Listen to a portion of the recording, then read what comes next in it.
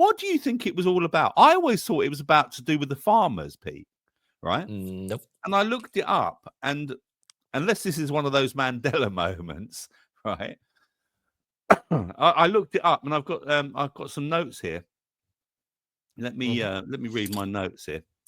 So, The Waste of Daylight is a pamphlet written by British builder William Willett. Okay, his pamphlet argued that advancing the time of sunrise would increase daylight recreation hours for workers and cut the cost of lighting homes because of lighter evenings.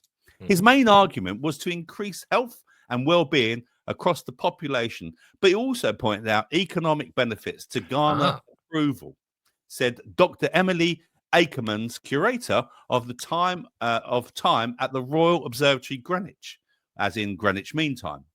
Willett managed to get several prominent politicians on board, including David Lloyd George and Winston Churchill. Arthur Conan Doyle, author of Sherlock Holmes novels, also supported the idea, which was discussed in Parliament in 1908.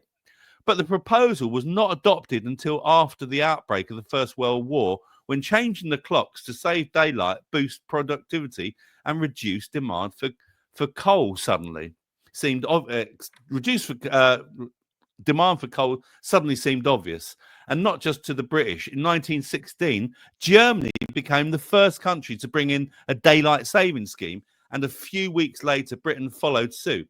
Willett, who died of influenza, oh no, not again, in 1915, never experienced the change in clocks, but his idea has been picked up all over the world.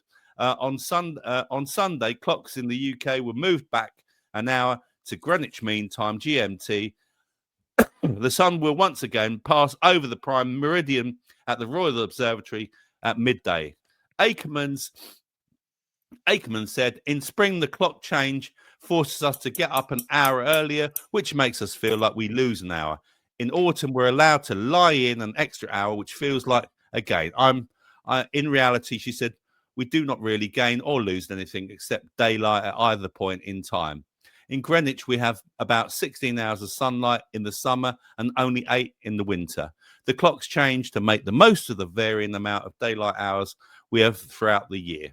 She said that the change to British summertime in spring, when clocks spring forward, was more disruptive to circadian rhythms than the change to GMT in autumn, when they fall back. How people react to the clock changes vary. Some people adjust relatively quickly, whereas for others, it may disturb their circadian